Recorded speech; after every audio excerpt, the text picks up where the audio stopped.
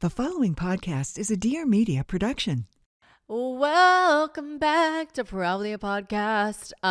You guys, we are nearing the end of the season, which is exciting, sad, uncomfortable, and happy, and lovely and terrible all at the same time.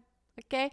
Because you guys have to go a full month without hearing from my bitch ass, but let's act like I'm not a fucking, as if I can't stay away from social media. I'm going to be on there. I'm going to be on every form of social media. And when I don't do podcasts, I just chat all the time. It's funny because sometimes I'm like, I wonder if people think I'm on drugs. And then I'm like, no, I tell them when I'm on drugs anytime. So I'm not. But today I was recording Instagram stories and I was like, wow, if I was watching me, I'd be like, what stimulant is she on? I'm like, my brain, I say it all the time. It's a prison in here. It's a very stimulated prison that I do appreciate being a part of as a whole, but sometimes it's exhausting. This is the last solo episode of the season. I've been really leaning into more solo episodes just because I just really love fucking talking to you guys. And also because I feel like I have a lot of long form conversation today. I felt so smart. I was on this business call. She's a business lady. I was me with fucking olives on my titties. If you're watching this, I'm wearing a tank. If you're listening to this, I guess I'm wearing a tank top that has olives on toothpicks on my nipples on the shirt, and I'm like, I'm a business lady, okay? I have businesses. No, but I was on a business call today and I felt so I don't even know how to explain it. I was so long form, long conversation content is my favorite. I have a podcast. I was like, me, always plug. But it's true, a long form conversation really is just my favorite way to talk to you guys. And I'm really happy that I get to do that and you guys are here, and I love you guys. And I'm entering my beep boop boop bop, I have nothing to say phase.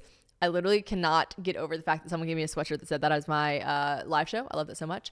But I'm going to come back and I'm going to be filled with motherfucking chat. Okay. So this will be the last solo podcast of this season. All right, so some updates. Let's start with some updates, and then I have a very exciting podcast episode for you because today I was fixated. We're gonna say this before I do the updates. I was really fixated on, I don't know why. Why did I wake up? Oh, I know why. I was on Instagram because here's the thing about me. When I first wake up, and here's the thing, I am dating / want to be with this man for the rest of my life. A man who wakes up and pours himself a glass of ice water, squeezes lemon in it, writes out some shit, or sits in the grass and meditates or reads a book. And I try to be better, but I'm going to tell you right now, if you're listening to this and you feel bad about yourself, don't, because when I wake up, the first thing I do, I pick up my phone. I say, what's going on? I scroll. I just scroll till my literal brain wakes up. The blue light penetrates my auras and I'm like, now I'm awake. I think it's a fantastic way to wake up. All these scientists that are like, hey, don't look at blue light right when you wake up. Hey, don't do this. It's bad for you. I say, no. I say, are you that smart? Because one thing about me, the second I wake up, I look at my phone, I'm looking at blue light. I'm like, wow, that really just woke me up like a cup of coffee. And then guess what I'm going to do? I'm still going to go have a cup of coffee. And then I'm double awake. Okay? I'm blue light coffee cup awake. And it's a fun way to exist. Sometimes I wonder, why do I chat so much? And then I think you literally infiltrate yourself with blue light coffee. And a lot of people think it's unhealthy, but I think it's kind of fun.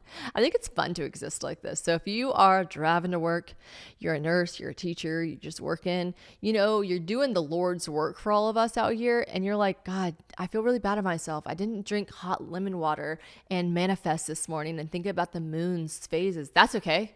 I didn't fucking do that either. I literally woke up, yeeted myself with blue light, and then had a cup of coffee. And I feel fantastic. And a little bit neurotic, but that's okay because I like living this way. All right. So anyways, I woke up this morning. I said, I'm going to scroll. Who did I see? My favorite person in the whole world. I saw Anna Grace. And she was talking about some manifesting big day, big, huge day to manifest. And I was like, that reminds me that last year, the same day, this must be the manifestation day, whatever it is. And I remember I was on a vacation with my parents. This is important to the story because of the stationery that this was on. I was at the beach with my parents, and it wasn't like a summer month. It was like a fall-ish month. So I think it was September, like late September maybe. It's probably cheaper. That's why my parents got it. God bless them. This is a finance podcast. We're saving money. And I think I had saw Anna Grace's say this, or maybe she called me and said this, but it was like the day of all days to manifest. And I thought to myself, I'm going to do this thing that she talked about and that I keep seeing on Instagram, which is you're going to get a piece of paper, or you can do this any day. It doesn't have to be the world's manifestation day. And you write to yourself a year from now. You guys are probably thinking to yourself, bitch, we fucking see this on TikTok. This is not profound. I'm not saying it is. I'm just explaining to you guys the story. So you write to yourself a year later as if you already are that person, right? So it was this sheet of paper, and I wrote I don't know the date now. I need to find this. This is part of the story because I could not fucking find it earlier today. You write September 28th, 2024. I am, and then you say something you want to be, something you want to do, something you have, something you want. You write it as if you are that person, aka manifesting this truth for yourself. And I was like, I am all in. I'm going to write this shit. So I wrote this, and I thought about it today because Anna Grace was talking about it. I'm like, oh, it's getting nearer that time. I need to find that piece of paper because, oh my God, I am almost positive that everything I wrote last September has come true, minus one or two things. So then I was thinking to myself, I just saw that piece of paper whenever I was moving. Now, if you guys recall, if you guys listen to the podcast, then you will know that my moves have not been fluid. Okay. So when I moved out of my old house, granny landlord house, okay, yes, we're going to court. If you remember, I moved out of that and I put everything in, not storage, but kind of storage / kind of moved it into an apartment, a beautiful apartment. I'm still God bless you, Wendy. I love you. A little apartment, and then I moved into this house. So anyways, today I woke up and I don't know why. Do you ever get fixated on something and you know it's the exact opposite? I almost texted producer Courtney being like, pull me out, get me out of this, get me out of here, because I was spending 1 full hour looking for this motherfucking scrap of paper when I needed to be doing anything but that. And I was looking for this scrap of paper because I was like, fuck, it's on this hotel beach stationery. I know exactly what it looks like. We were at some hotel or some Airbnb that had cute little beach stationery. I wrote it on that, and it's somewhere, and I want to prove to myself that I've done everything. Anyways, amongst looking for this scrap of paper for an hour, I found a journal. Ladies and gentlemen. This journal, look at this. Isn't this just Give 2016? Okay. Not the Rifle Paper Company notebook, 130 ruled pages, made in the USA. Is it? Anyways, I found this journal, and I've got it marked because amongst looking for this sheet of paper from last year, I found something from 7 years ago. And earlier on my Instagram page, oh my God, what am I, fucking 90? On my Instagram story, I was talking about this journal that I found, and I thought to myself, oh my God, I cannot believe all of this happened 5 years ago. And then I realized that 2016 is 7 years ago. And I also reminded myself I'm not good at math, even though this is a finance podcast, which you guys are going to fucking die. Let me just switch gears real quick. My mom sent me, because how sweet is Sharon K, that she has Google alerts turned on for me. Scary. She has Google alerts turned on for me, and she told me that, and I immediately picked up my phone and voice mode producer Courtney. I was like, Courtney, we did it. We made it. Apparently, allegedly, because I have been saying this is the finance podcast so many times on the podcast, we are somehow, I don't know if it's fucking Siri, Alexa, whatever robot in our lives or whatever algorithm in our lives is doing this, but allegedly we are now popping up on fraudulently, we are popping up on finance related advertisements. My mom sent me this Google alert that was 6 finance related podcasts you need to listen to. Now, that's on them for not doing their fucking homework. That's on them. It is what it is. It's not my fault. It's not my fault that they're going to listen to this and hear us talking about us popping our pussy and shaking our asses on yachts and boofing around. That's not on me. Okay.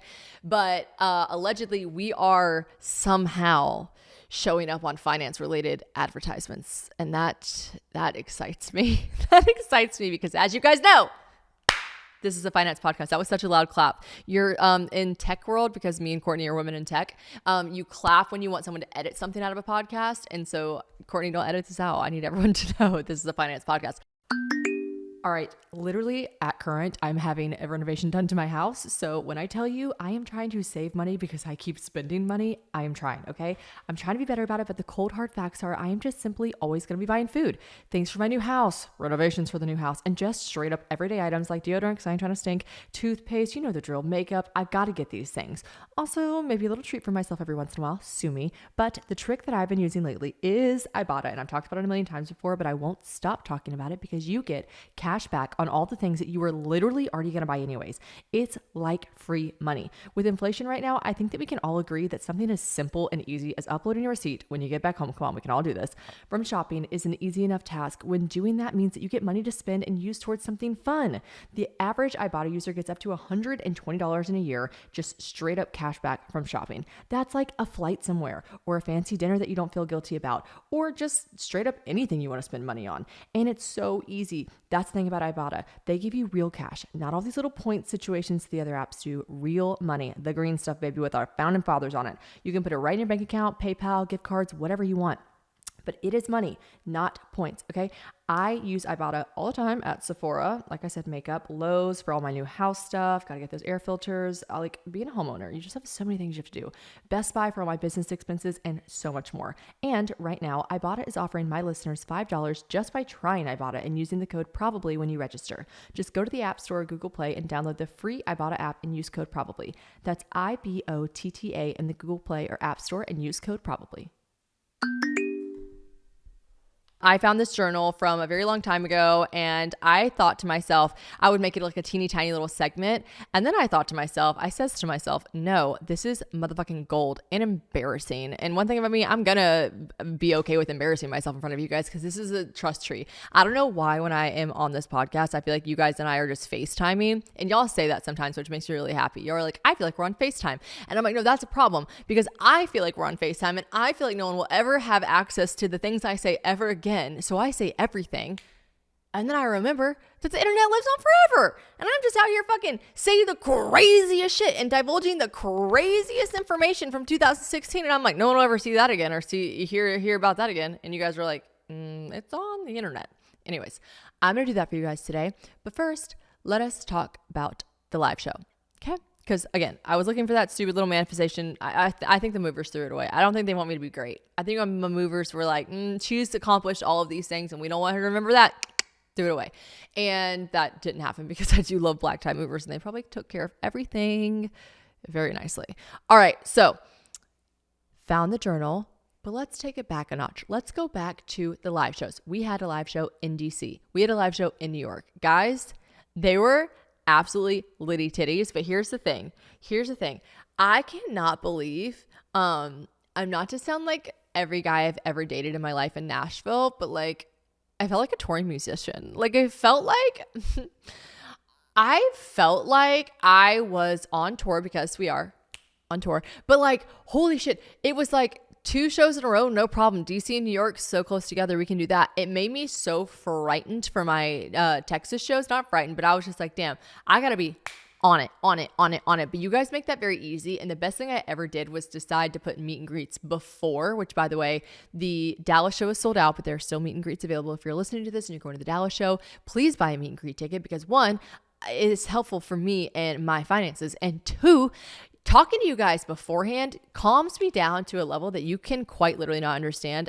After the Nashville show, I had the meet and greet after, which was wonderful. I was riding a high. I had so much adrenaline pumping. I love chatting with you guys, but I was so nervous before the Nashville show. The DC and New York show, definitely still nervous beforehand, like making sure I'm like ready and have everything prepared. But the overall aura of the night, you guys set such a tone when y'all just come and talk to me. It made me feel so good, made me feel so relaxed. So anyways, all that to be said, I loved that change in the live shows that I was able to talk to you guys and hang out with you guys beforehand. Like it was just instrumental in my overall like vibe beforehand. And so I just really appreciate you guys listening to this and then being there in person and just like, holy shit.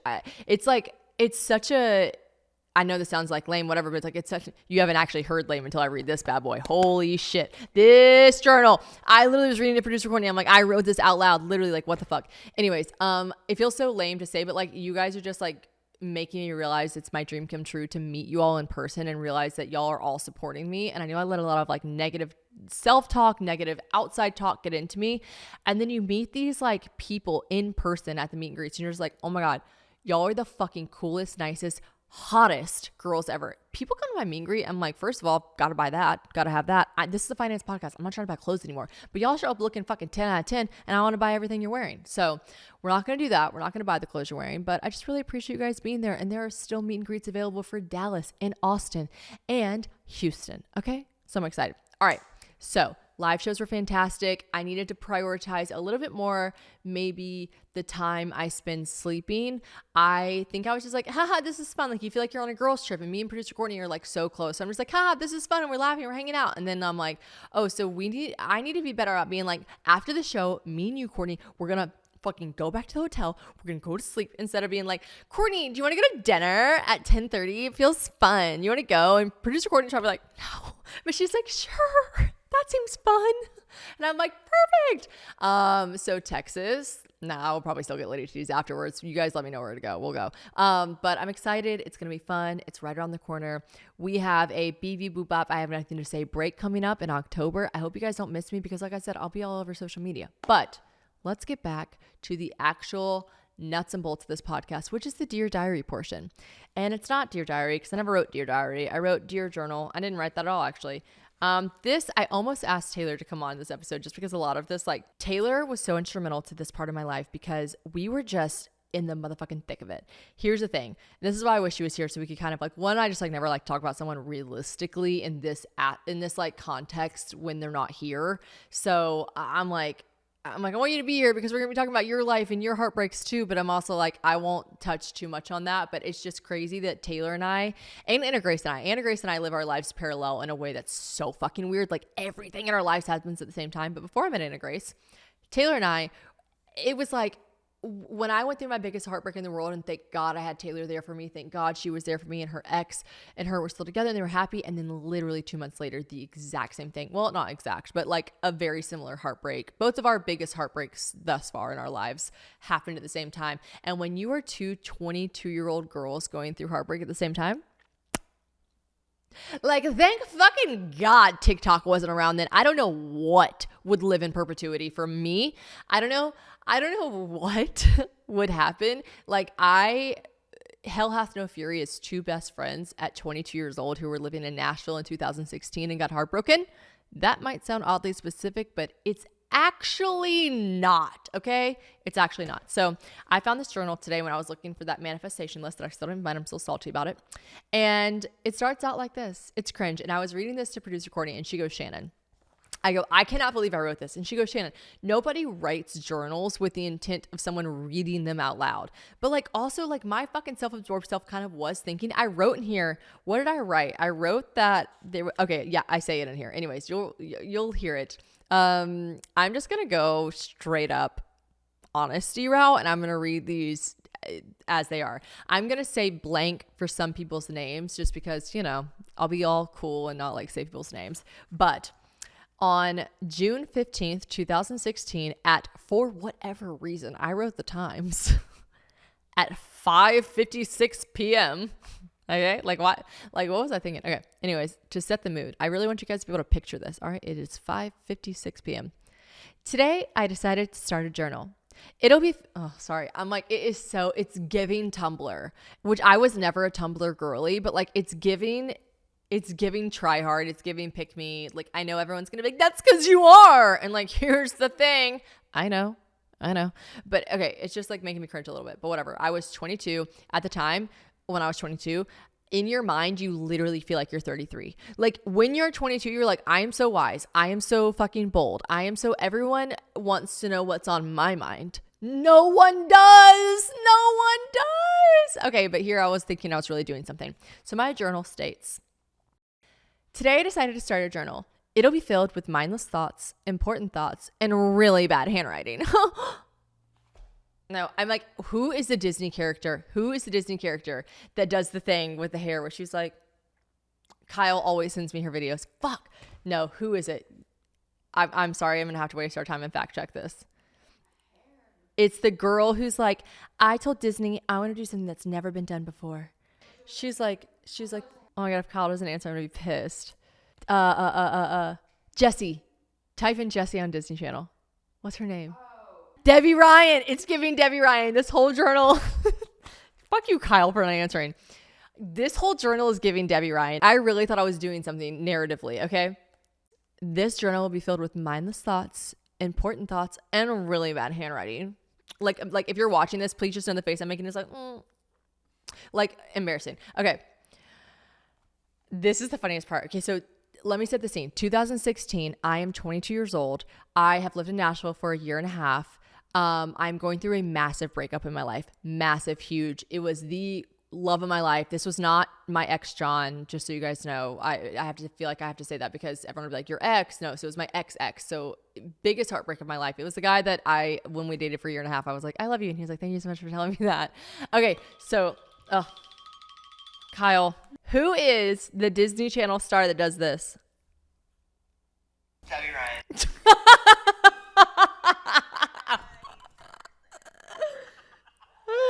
Dead. Okay, bye.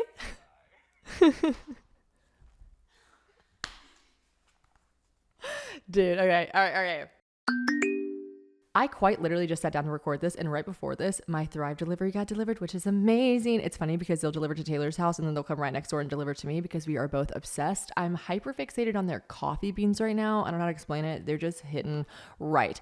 Thrive has so many things because here's the thing, guys. You know this about me. I ain't trying to go to the grocery store, mostly because why is it that you feel like you always run into everyone that you don't want to see when you're at the grocery store? Okay. Like anyways, besides that point, it's just not convenient. I am totally team have your groceries delivered to your house because it cuts out the unnecessary purchases that I tend to make when I'm just strolling aimlessly down the aisles. Thrive is my favorite thing to use to ensure that I'm ordering healthy groceries too, because there really are so many healthy alternatives to food. And I've discovered using Thrive's grocery subscription service, like I discover so many delicious things. I know coffee, like I already knew what coffee was, but theirs is just, like I said, it's just different. I just love it. Some of my favorite brands they have are Amy's, Four Stigmatic, Primal Kitchen, The Honest Kitchen, and tons more. They also have way more than just food, by the way. They've got bath, beauty, body, all of it delivered right to your door and with some serious savings. I'm actually like a really visual person, so the fact that they show you the savings and the amount right there at the bottom in red, it's very helpful for me. They even tell you what percentage off it is. You really do just get so much better prices with Thrive than you would at a normal grocery store, and I've gone to all the fancy grocery stores and I'm telling you, Thrive is cheaper. My last order had a total savings summary of 34%. Like that is so much. They also price match guarantee, which I love. You can curate the shopping experience to your dietary preferences as well, like if you're keto, gluten-free, whatever. And my favorite thing about Thrive Market is knowing that when you join, you are also helping a family in need with their one-to-one membership matching program. You join and then they give someone who needs the help with the groceries to feed their family. I love when I see big businesses giving back like that. I also have a discount code, of course, for you guys. So if you join Thrive Market today, you will get 30% off your first order plus a free $60 gift. Just go to thrivemarket.com/probably for 30% off your first order plus a free $60 gift. That's THRIVE market.com/probably. thrivemarket.com/probably. Was going through the biggest breakup of my life, and I don't know why I decided to pick up a journal and start journaling, but I need to paint the scene for you guys that I'm 22 years old. I am living with another, in these journal entries, I'll kind of skip past those because I was just talking to producer Courtney and I was like, it's so crazy that you read stuff at 22, or sorry, you write stuff at 22 that I'm reading now at almost 30. And I'm like, oh my God, I was being like so inconsiderate to someone's feelings and now I'm older and I'm like, oh, anyways, I'll get to that in a second. And that's a part of all of this. We're really going to go deep on Shannon here, but, anyways, I was living with someone at the time, a roommate, my first roommate in Nashville, and I was about to move in by myself to the infamous apartment that I couldn't afford, so I Airbnb'd it out. Okay, so that's like the world in which I'm in. I'm doing hair extensions. You guys hear about it all the time in my ads that I do on my podcast. Like I'm doing hair extensions illegally in my like living room because I can't afford my rent. I have not met Kristen Cavallari yet. I have not started anything with social media yet. I am literally just existing in the world of Nashville, and I'm begging my parents every like fucking other day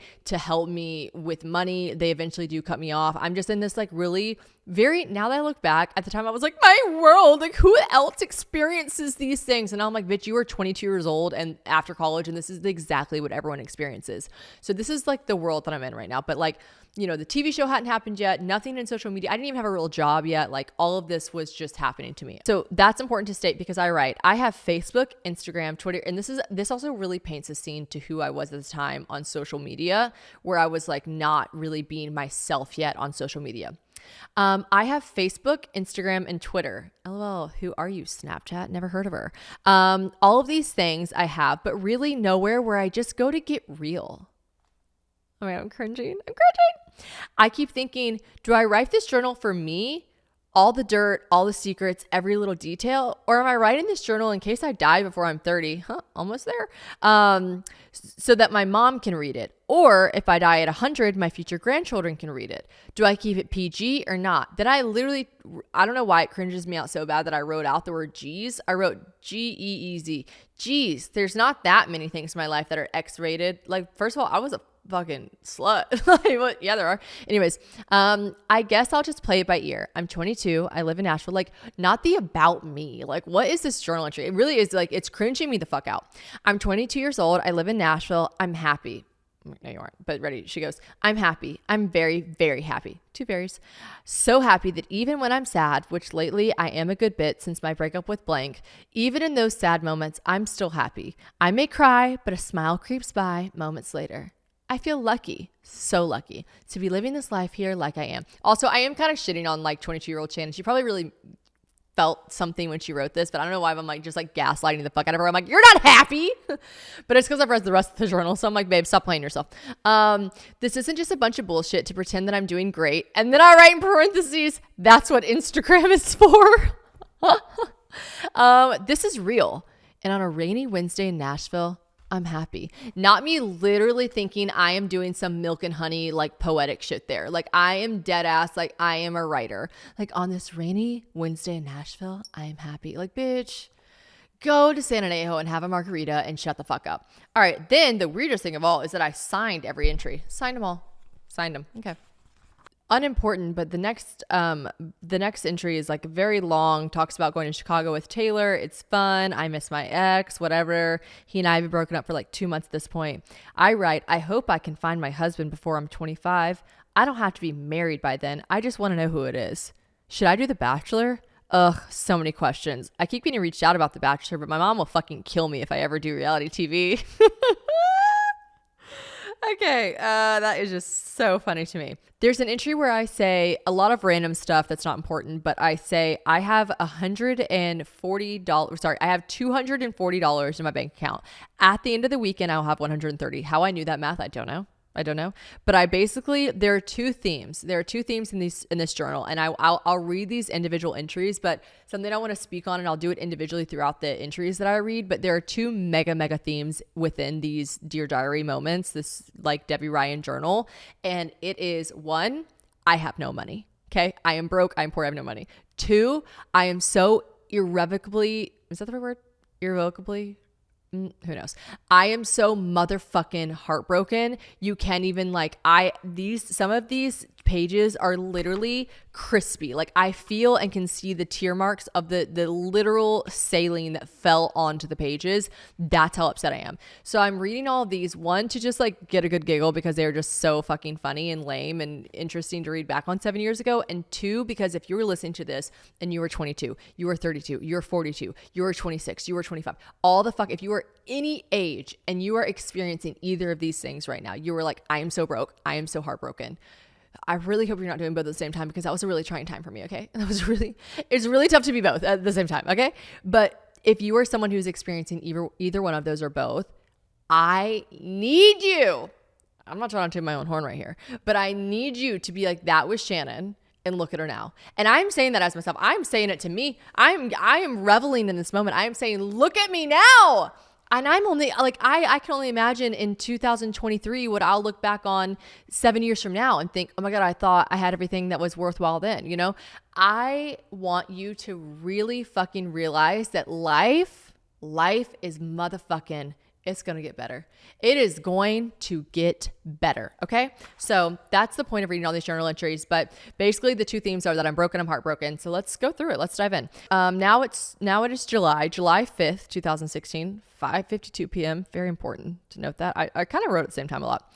Remember that time a 22-year-old in the year of 2016 actually thought if she bought a journal, she'd use it every day? Anyways, here I am, just a couple days late. I'm on a flight back from South Carolina with Taylor. It was a lot of fun. It's crazy to go home for more than 2 to 3 days and see how much I miss Nashville. I mean, I love seeing my family and I miss them so much, but my home is definitely now in Nashville. I was homesick for my friends. I was also homesick for my bed. Taylor's still hurting. Taylor was going through her own personal heartbreak at this time, so I wrote a little bit about that. But I wish she was here because I do like this sentence. I think her sadness is turning into anger, and I think that's a good thing. Okay.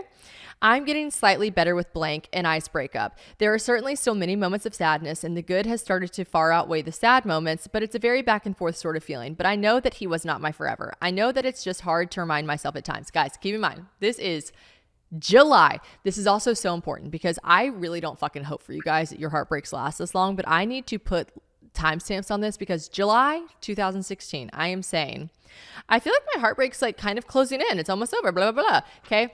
Actually, this sentence is some mean things about where he's at in his life. I don't really think I need to read that. I'm basically just trying to convince myself he's not the one for me, okay? I say from age 17 on, I have had a boyfriend, or at least was talking to someone. And I list Jordan, Michael, David, blank, and then I wrote Shannon, underscore. Like, I was like, now it's your turn. Now it's you. Now you're the boyfriend. Anyways, like, I just feel like this is all very Debbie Ryan of me. I said, I'm making or going to try to make a personal goal of loving myself for a while and being okay with being alone. I have so many friends and I could really dive into work. What work? I've officially hit a milestone in my adult life. At the age of 22 years old, I'm going to be living alone in a nice 1-bedroom apartment in Midtown. Spoiler alert, she could not afford. She could not afford to live alone in a nice apartment in Midtown. Massive spoiler alert. Most of the 26-year-olds I know aren't even doing that. Dead. Not me shading the 26-year-olds that I know. Okay. It'll be worth it. I just ordered a Bloody Mary on the flight. Till next time. I had to shield my eyes when I was just over at Taylor's house because she was packing, and I cannot express you guys how poorly she packs because I am, as you know, the queen of packing. Okay, I am. I should win an award. I should have a medal. I should have a plaque somewhere. I'm just going to always be the queen. But here's the thing. What does packing start with? Luggage. And it's got to be good luggage because that is the blueprint of the packing, okay? And listen, I've tried all the luggages. I've tried them all so that you do not have to. And bar none, the best on the market is, you guessed it, yep, I talk about it all the time, but Base. The way this luggage will solve all your problems is insane. Beginning with my personal favorite aspect and everyone's, the overweight indicator, okay? Ain't nobody trying to have all their luggage spread out on the counter of Delta for the world to see all your thongs, your socks, whatever in there because you're 2 pounds over and you just didn't know, okay?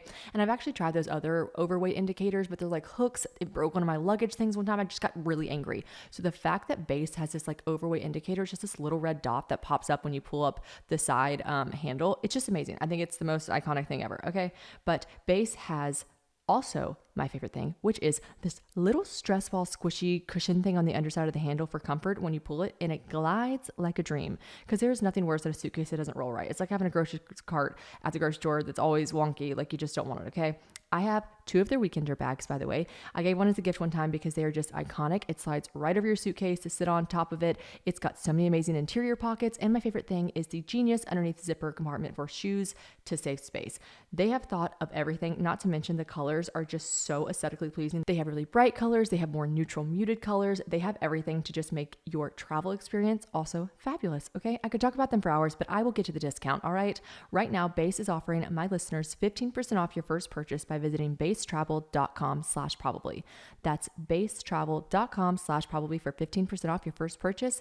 BEIS travel.com/probably. Okay, now 2 days later, July 7th, 2016, I say at 11:24 a.m. Why do I put the times? Just had to pay $85 for an Alive at 25 class. Dude, I remember taking that shit when I was 15 and it was miserable. I'm going to be there with a bunch of 16-year-olds. Ugh. Also, on top of the $44 clerk fee. Let me just reiterate that at this point in my life, I was so broke that I like the way you are saying dollar amounts being like $44 for the clerk fee, $85 for the class. Like you never was I better at math than when I was broke because I was adding that shit up. Okay. I am losing so much money and I'm so scared that I won't be able to afford my apartment. Spoiler alert. I know that my mom and dad aren't going to help me. I went over to Blank's place yesterday to talk to him. This is something I would do with my ex all the time.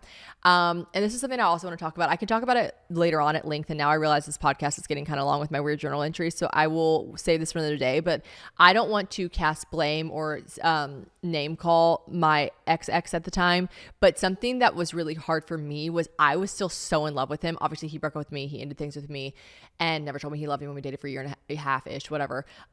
Something that really upset me at the time was I felt like he was really selfish whenever we would hook up or like see each other a lot afterwards. I'd be like, we need to talk. And I'd be like, he's such a nice guy. He always like lets me talk, but really we would like hook up. And at one point or at some point it got to the level that I was like, I literally am telling him how hard this is for me. I'm telling him I want to be with him. I'm telling him this is hard for me. And he is still choosing the selfish route of hooking up with me or not leading me on. Cause he never told me like, he never did anything like crazy. Like, I still love you. I want to be with you.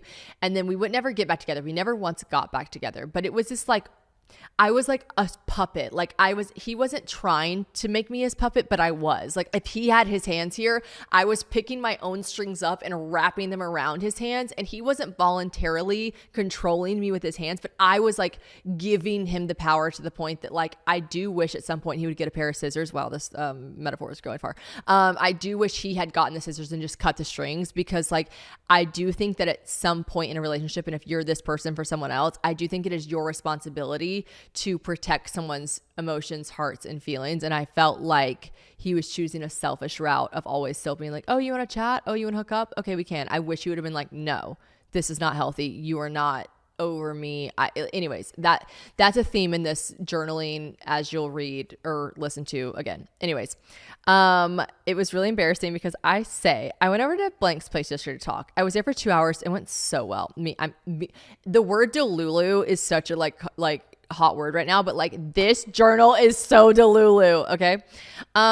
It went so well. He told me that he did love me and that felt good to hear. Also, by the way, side note, I do not remember that happening. Like I joke all the time that like he never told me he loved me, whatever. I'm like, I do not recall him telling me that. Was I lying to myself in this journal? Maybe he like low key sort of admitted it. I don't know. Anyways, that felt really good to hear. I know Blank isn't my forever, but he's one of the most amazing people that I've ever met. And I feel really lucky to have been his girlfriend for over a year. He taught me so much. I don't think I'll ever stop loving him deep, deep down in my heart. Someone stole Mimi's pretzel ring. It's all my fault. I'm so fucking annoyed. I'm an idiot and I'm sad. Oh, I'm not wearing the ring right now. I think it was because I was washing my hands, but that is so funny that that's dated for when Taylor and I went to South Carolina and someone stole my ring and then I found it again. Anyways, I say this made me sad. This was an entry from July 8th, 2016. And I don't ever really feel like this way anymore because I think I've just grown up and I've matured. But I wrote at 3:58 p.m. Why did I write the time? I wrote, I hate when I know I just annoyed someone or a group of friends. And then when I leave, I feel like they're probably saying things like, geez, she was getting on my nerves. She's a lot. Or something like, man, I can only handle Shannon in doses. It's a really terrible feeling. I feel like I overwhelm people a lot with my personality. I know I can be annoying, but it just makes me sad. Oh my God, I just want to give her a hug. I'm like, you probably were annoying people, but it's okay. Like, no, it's okay. You're fine. Oh, it's sad. Okay. The next day, just got a call. I do not have to take a live at 25. Thank God. I have another day to complete it. I talk about all the cool stuff I'm doing. I'm going to see Guns N' Roses backstage. Okay. That's pretty cool. Blank and I have been texting a lot. Hasn't gotten hard yet. LOL. I wonder if everything is going to be fine. How we had a talk and he told me that all the things I needed to hear him say. We'll see. I'm going to try to not keep it up too much, not text him too much. Okay. Then I did put the backstage pass for Guns N' Roses and I wrote, shout out to Andre for not being creepy and giving us backstage passes to Guns N' Roses. No strings attached. I don't remember Andre, but shouts out. You sound like a nice guy. There are several times throughout this entire journal that I say I need to stop writing about that ex. And I'm here to tell you, don't stop writing about it. Get it out of your system. You got to get it out. Okay. You just do. I talk about how I went over to a friend's house. We had dinner. It was delicious. Then a friend and I went to Tin Roof. I saw blank. He was wearing those damn overalls and he looked so good. It made me miss him. I miss him so much. And then I said a bunch of stuff about his appearance. And then he texted me when he left and he said, sorry, I had to leave. I just kept wanting to squeeze you. And then I write on here, ugh, don't send me shit like that. Trying to get over him is so hard. Trying to remind myself that being alone is okay. Being Shannon and single is hard. But here's what I just want to reiterate. This is the point where I realized that like he was doing things that just felt manipulative to my feelings. Okay, so I talk about how I finally moved in by myself. It was great. Then 8 is August, yeah? All right, hear me out. I am surrounded by babies 24/7, so it is not that weird that I would have baby fever, but I want us to just go back a little bit, okay? I want us to dive back into our little memory box and think about sex ed for a second, okay? Because it is absolutely drilled into our heads how to prevent pregnancy, but what about when we're actually, having baby fever and we want to plan for it? I feel like we're taught that we're supposed to go to the OBGYN once a year for our annual checkup, but checking in our fertility, it doesn't really happen until we're ready for kids, and then sometimes not even then. More times than not, we are not checking in with our fertility until we find ourselves actually struggling to get pregnant.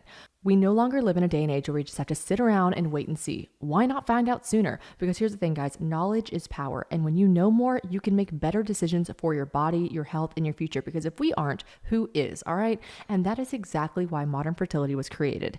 It's an easy and affordable way to test your fertility hormones at home with a simple, tiny little finger prick. I did it a few years ago, actually, with modern fertility. And I was like 24, 25. And the prick was not bad at all. I was kind of nervous. And then I was like, this was really easy. And I've just now done it again, now that I'm 29. And I am, like I said, having a little bit of baby fever, but also I'm just more curious about my body as I age.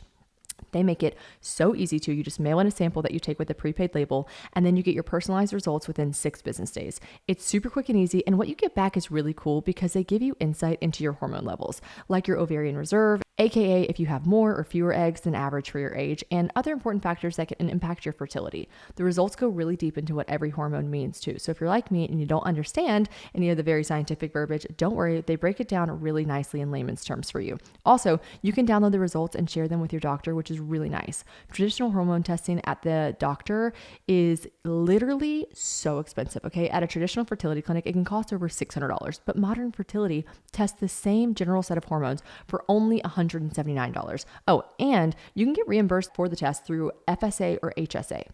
Right now, even better, Modern Fertility is offering my listeners $20 off the test when you go to modernfertility.com/probably. That means your test will literally cost $159, which is a fraction of what it would cost at a fertility clinic. Get $20 off your fertility test when you go to modernfertility.com/probably. That's modernfertility.com/probably. Okay, so August 3rd, 2016, I didn't put what time it is. I am currently very, very afraid. It's a very short entry. I am currently very, very afraid that in about 4 months, I will no longer be able to pay my rent. Seriously, I think I got an apartment that was too expensive. I need a job ASAP. Okay, that was August 2016. March 2017. I write, just found this shit under my mattress. I don't know why that just tickles me pink. It just tickles me pink. Just found this shit under my mattress. It's been 8 months. It was actually really cool to read back on all of this stuff. I'm going to try to keep up with it. I have been ready. Here's the spiral. And it's interesting to read all of this back from a perspective of someone who's now like, I'm living in a home with the love of my life and I want to be with him for the rest of my life. And I foresee that in my future. I feel like that's a very un-Delulu thing to say, that we will, most likely spend our forever together. I hope. Fingers crossed. Really hope that for myself. But, I can feel confident in saying that out loud to a public forum. That's my hopes and dreams. Okay. It is so interesting to read back on this because I write, it's been 8 months and it was really cool to read back on all this stuff. I'm going to try to keep up with it. By the way, I've been hooking up with blank here and there. I'm like, bruh, don't you just read this? You're like, no, you were getting good. You were so proud of yourself. Okay. I was like trying to stop texting him. And then I'm like, by the way, I'm trying to like so casually say it too. I'm like, by the way, I've been hooking up with blank here and there for like, not much. I write not much, like, I write like 5 to 8 times here and there. That is so specific. That is so fucking specific. Like 5 to 8 times a month. So it's not that bad. Bitch, that is twice a week. That is so specific. Like the way like you were so delusional. I still think about him occasionally, care about him, and I do still miss him. No shit, bitch. No shit, bitch. What? Okay. Yeah, no shit. Anyways, I say I went on a date with someone. It made me giddy. I stopped thinking about blank. And then I wrote, so haha. It is possible, and I clearly don't actually want to be with blank. I just want companionship. We got to do some inner work, Shannon. We've really got to dive deep on some inner work, okay? I crave companionship. Living alone is amazing, but it's really hard. I get lonely. I really do. I keep telling myself and others that I'm just not going to text blank back one day so that he can feel rejected, and he will get the hint that I'm trying to move on, and he won't text me anymore. But then I go and text him, dumb_. Maybe one day I'll learn. I don't know. Tomorrow makes 10 months since the breakup. By the way, that is actually crazy. I write this and I keep reading this and I remember, although this whole journal is giving Debbie Ryan, I do immediately get put back in the same like feelings and headspace as the Shannon that was 22. I remember it, right? Because I was her writing this. And I'm like, damn, I remember thinking I have been broken up with this guy for 10 months. And I still am not over him. So I'm saying this all to say, like, if you're going through a breakup, if you're like, no, he's got to be my forever because it's 10 months and I'm still thinking about him. He's probably not. But everyone gets over things differently. And when you were still hooking up with someone 5 to 8 times a month, like what? And when you were still hooking up with someone, when you were still texting them, when you're still talking to them, like that is why my biggest advice to anyone going through heartache, cut off the communication, okay? And if he is your puppeteer, maybe he doesn't mean to. I don't want to like fucking, totally castrate him during this podcast. But like, I wish he would have held my feelings a little bit more close to his responsibility chest. If you're with someone that's not doing that, then you do it for your fucking self. You do it for yourself and you cut off communication. But anyways, this guy didn't and I didn't.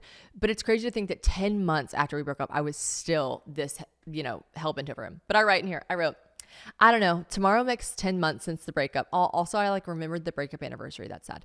Tomorrow makes 10 months since the breakup. I'm not like, but I'm like, And this is an important, because I read this out to Courtney and I showed her and she goes, what year was this? Were there not emojis? And I was like, I don't know. Because I wrote in here, I'm not like sad face. I'm like slash face. Okay. You see that? Oh, we'll just make, it's sad that I wrote that. Okay. This entry on March 8th, the next day, 2017, is dumb. I say I miss blank a little less every day. That's great. I want to buy a house and be an adult, but that is hard when you're poor. Where should we go get dinner and drinks tonight? Anyways, all right, gotta go get my apartment ready for an Airbnb tonight. I'm like, I'm poor. Where should we get dinner and drinks? Also, I've got an Airbnb in my apartment so I can afford it. Okay, there's one entry where I talk about how I'm trying to stop putting sugar in my coffee. Like, bitch, shut the fuck up. Like, literally shut up. There is a couple of entries where I do something specific for this ex of mine where I'm like helping him out in life, like with something he was doing in his life. And then I majorly regret it. I'm like, why am I helping him? I'm trying to act like there's no strings attached and I'm just happy to help. It's like almost as if I like this is not the situation at all, but it's almost as if like he needed someone that had a truck and I had a truck. And I'm like, oh my God, I'll help you with your move. That wasn't the situation. But like there's many times where I just talk about like, I am again on the puppet string, right? So now this is 3/28. So this is about the end of the month. The beginning of the month, I was like, I'm trying to be better. I found this under a mattress. 3/28, 2017, about 30 days later at 4:57 p.m. I write, and this is the one that's crunchy. And I can see the tear marks on it when I hold it in the light. It's like kind of sad. I wrote, breakdown, absolute breakdown. I wonder when I read back on this if I will remember how I felt right now. I do. How I can barely see the words that I am writing through the tears in my eyes. I am actually heaving right now, real sobs. In a month and a half, it'll have been a year since the breakup, yet here I sit sobbing in my apartment alone. I am so sad. I have never been so sad in my life, I'm pretty sure. I'm pretty sure that was probably the saddest I've ever in my life, just to be clear. So consistently sad. I should try to count how many days I go without crying over blank. I'm not sure it's too many. I want it to be over and done. I want to stop thinking about him. I want it all to stop. I want the hurt to stop. I want the obsession to stop. I mean, like the way that I would like look at his social media or anything that he gave me an insight to his life was crazy. I'm actually getting kind of emotional reading this.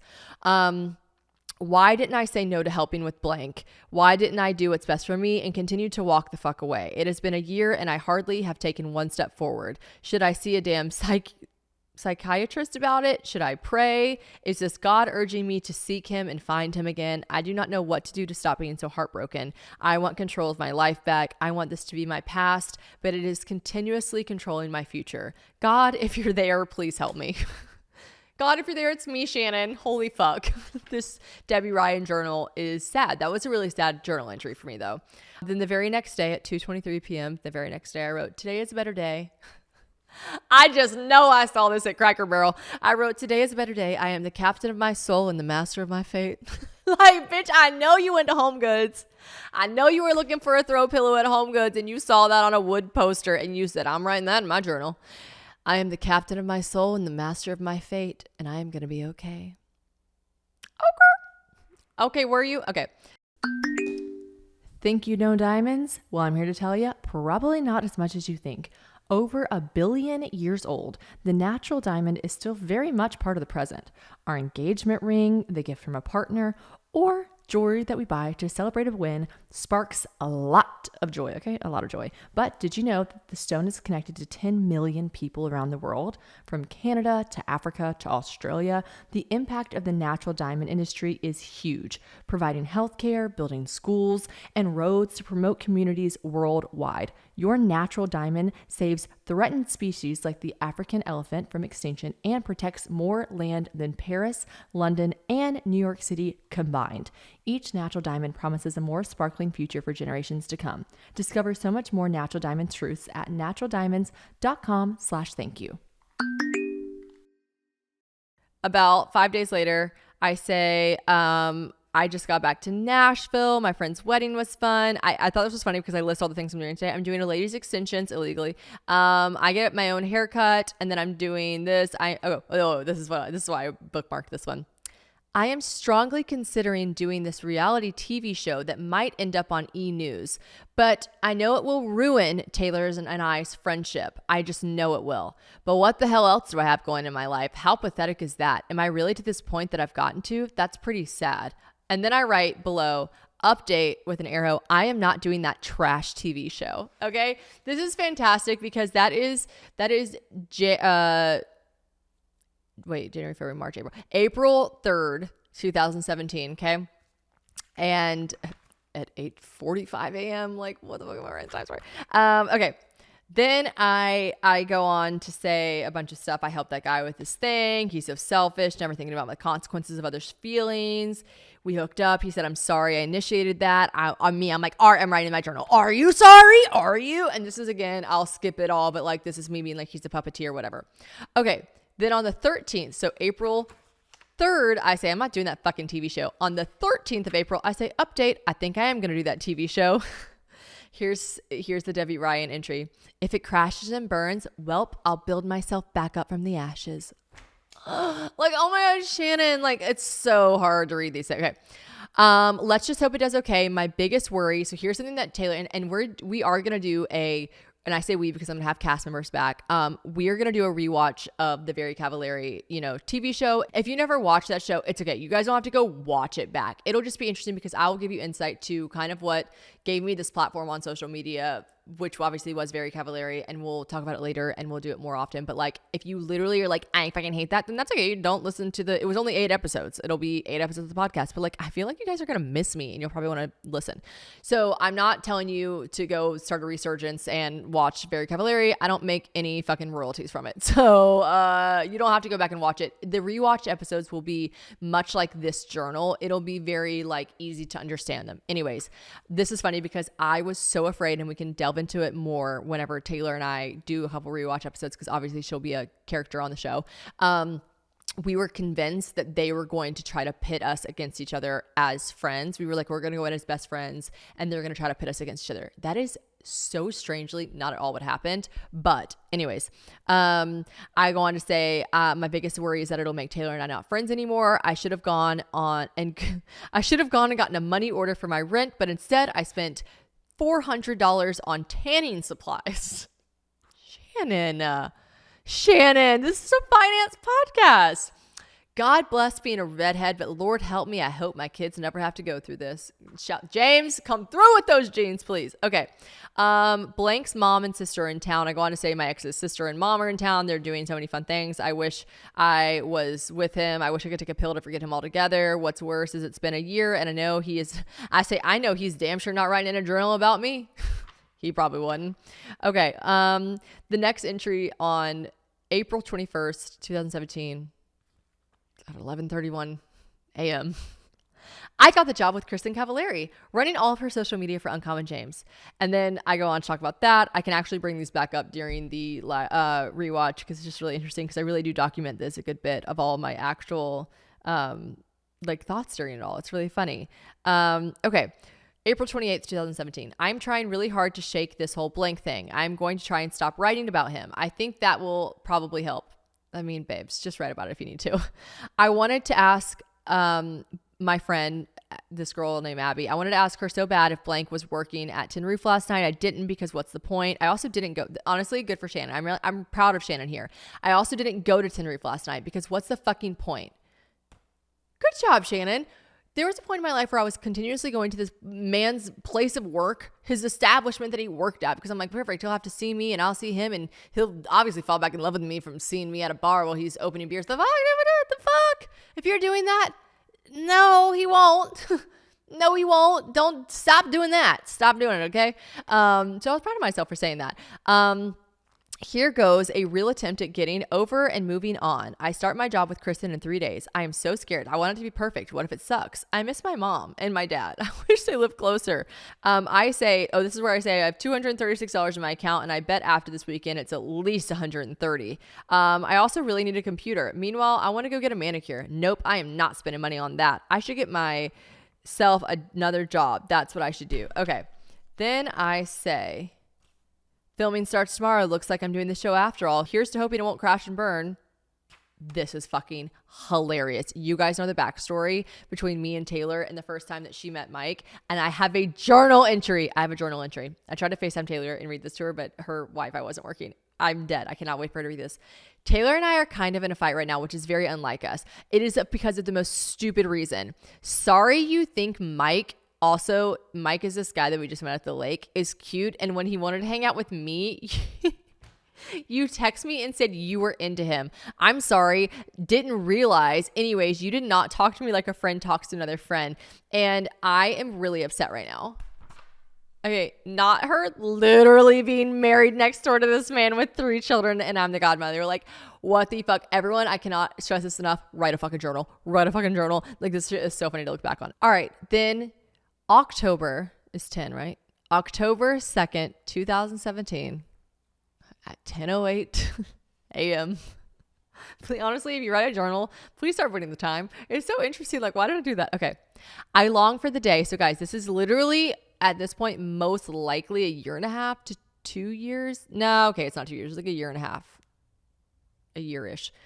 I long for the day that I don't open this journal and write about blank. I long for the day that someone else makes me so happy. He brings so much joy to my life and makes me feel so sure of myself and so confident in our relationship that thoughts of blank are a mere memory in my rearview mirror. I continue, and if you were listening to this podcast, I just looked at the motherfucking camera because guess what? I am dating someone who makes me feel that way, okay? One day, there is a light at the end of the tunnel. There is a motherfucking light at the end of the tunnel. I know you don't think there is. I am reading the thoughts, the words, the conscious, literal, ever writings of someone who thought, when will this get better? And now I'm like, it is so much better. And by the way, I'm reading this 7 years later. It was better 2 years later, okay? Everything is going to be okay. I say, I continuously make myself look like a desperate fool to him. It is no wonder that he wants nothing to do with me. Why would he? If I think of the roles reversed, I would be so disinterested in anyone who would behave the way that I do with him over and over and over again. He has never once in the year and a half that we've been broken up, ever once contacted me first to come over. That is embarrassing. Come on, Shannon. Me talking to me. This is so Debbie Ryan of me. Come on, Shannon. Doesn't that tell you something? I've got to stop justifying my text him. I actually thought I bookmarked this because I thought this part was really important. I wrote, I have got to stop justifying my text to him. I just say things like, well, fuck it. If he rejects me, I don't care. I would be at such a low point that I truly would convince myself, like, I guess kind of rightfully so. I get the mentality. I'd be like, what do I have to fucking lose? So what? I've already been humiliated. I've already been rejected. I'm already so low on the totem pole of like this shit that I would tell myself that like, who cares if he doesn't respond to me? Who fucking cares? Let me tell you something, ladies, boys, anyone listening to this fucking care. Have more fucking self-respect for yourself. Okay, so I said I've got to stop justifying my text to him. I just say things like, well, fuck it. If he rejects me, I don't care, but you should care, Shannon. You should have more self-respect. You should have pride for yourself. You should have more want for yourself. You should want better for yourself. It's October 2017. It's been a long time. It's time to stop doing this for yourself. Make a change, make a real effort, and try harder. Not me laying down the motherfucking hammer to myself. Okay, so that was October 2nd, 2017. December 21st, 2017, 5:01 p.m. I say, welp, I did that. I finally started caring about myself, and I finally, for at least 99%, stopped giving a fuck about blank. It has been a rocky fucking road. I have lost friends, I've lost the respect of a lot of people, and I've lost my mind a couple of times in between, but I finally started standing up for myself, speaking the truth about the situation, and you know what? I don't cry about him anymore. And then that's literally what it ends on. Like, by the way, I quite literally jabbled up a couple more things and that was here. That was literally it. Noom.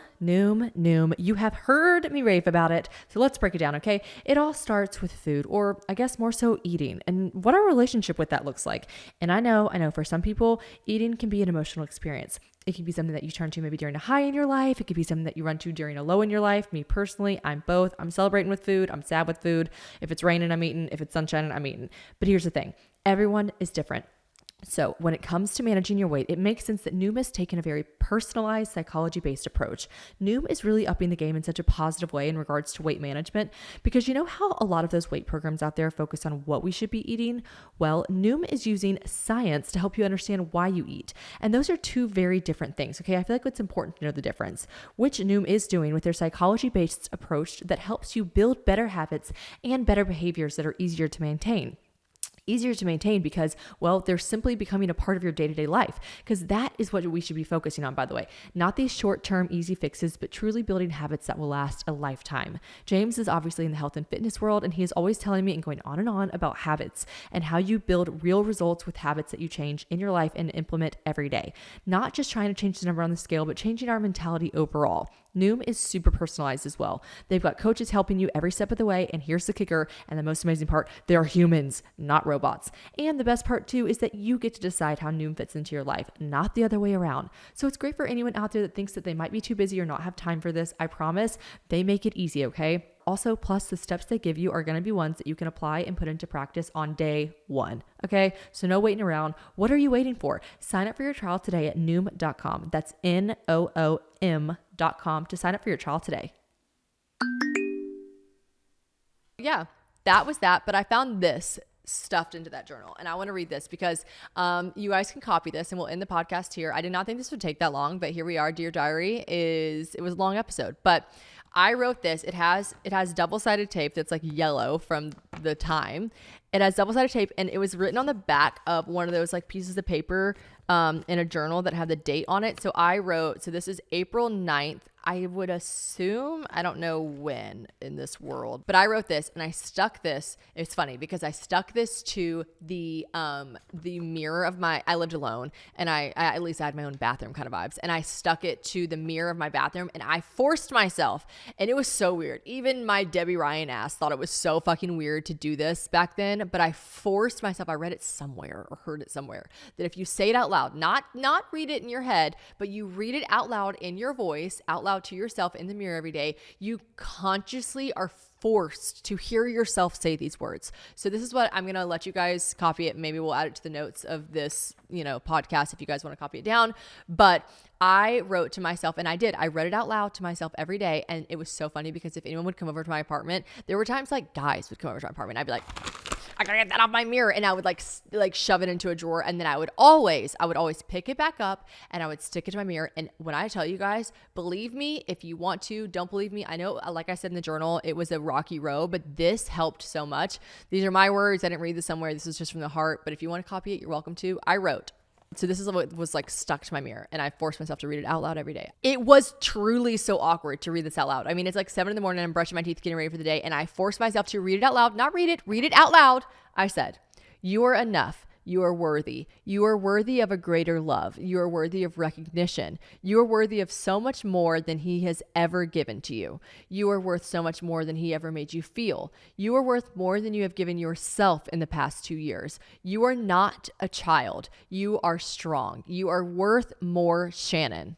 Insert your own name. This isn't a season of growth. This isn't a season of change. This is a season that you are wasting on someone who does not know your worth. Then I circled, get a grip.